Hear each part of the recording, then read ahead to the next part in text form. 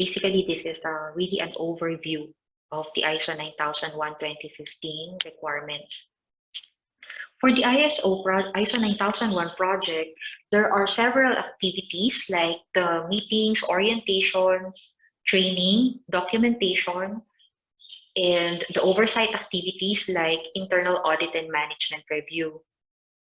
To give you an idea, if this is initial certification for you, then there will be two stages. Stage 1, where it is just documentation audit, and stage 2, where there will already be interview of the process owners, observation of the activities, and also document review.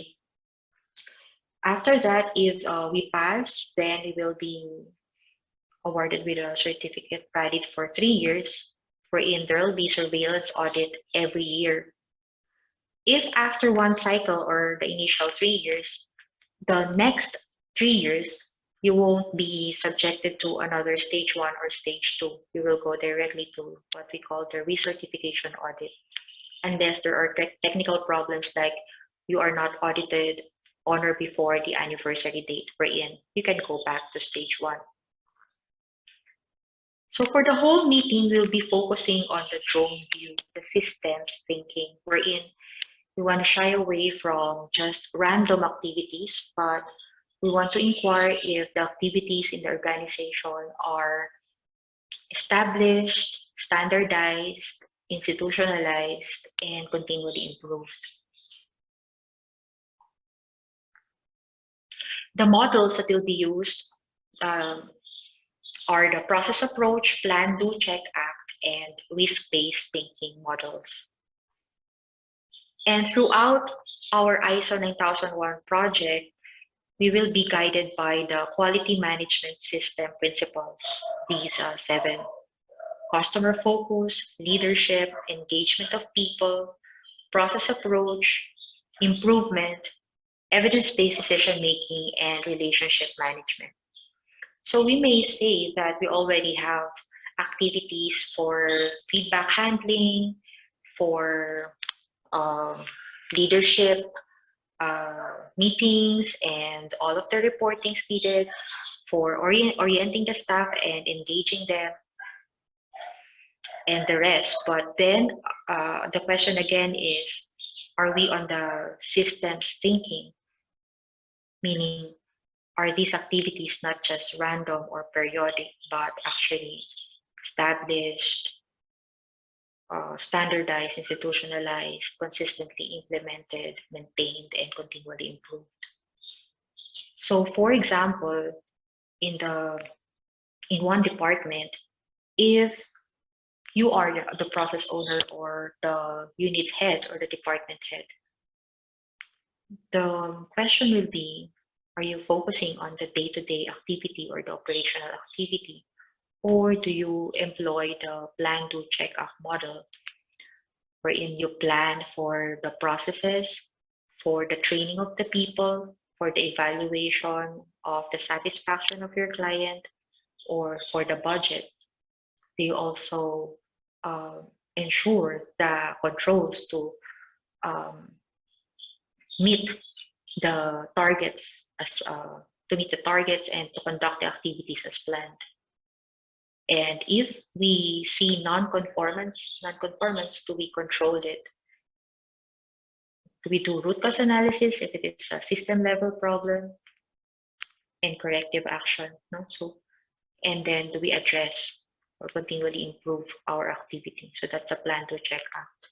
Now you go to the other principal process approach, like you coordinate well with the other departments such that your output is effective and efficient and won't affect the input of the interfacing department. And with all this in place, everything's running smoothly. Do we proactively think of what are the risks that may be faced by the department? So even if we are already busy as it is, the invitation really is to move from operational thinking to systems thinking, using this quality management system models and principles. Now we have given you the full text for training purposes of the ISO 9001:2015 standard. And for the next slides, we will just be giving you an overview of the requirements, but we will be discussing this in detail in our future activities.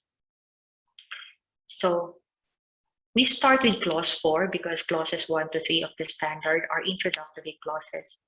So for clause 4, it's focused on context analysis on the interested parties, on the determination of the scope of your QMS, and on the high-level business process mapping. Clause 5 is still part of planning, focused on strategic leadership, planning about customer, including our main clients and the legal and regulatory bodies. And then it also includes the setting of the commitment statement, or also known as the quality policy, and clarified organizational roles, responsibilities, and authorities. Clause 6 is still on the planning part, but this time operational planning, the usual requirement. It should be realistic, specific, but also we want to stress about their relevance. That's why we started with clause 4 with the context analysis. And it has, the requirement is for a detailed action plan. Also, there's a requirement following the model of risk-based thinking regards the adequate identification and management of the risks and opportunities. And how do we address change management. Clause 7 is more on resource management, from human resource to infrastructure, work environment, monitoring and measuring resources, knowledge management, staff competence, for communication and documented information. Clause 8 is the core services and the day-to-day operation. Now, it also includes the engagement of people, also the relationship management principle, wherein there's a requirement on the accreditation and evaluation of outsourced service providers and outsourced suppliers.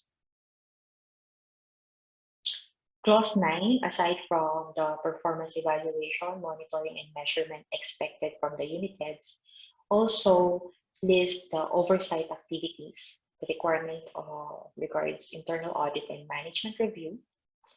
And clause 10 focuses on continual improvement, from correcting underperformance to really coming up with other improvement like breakthroughs or innovation.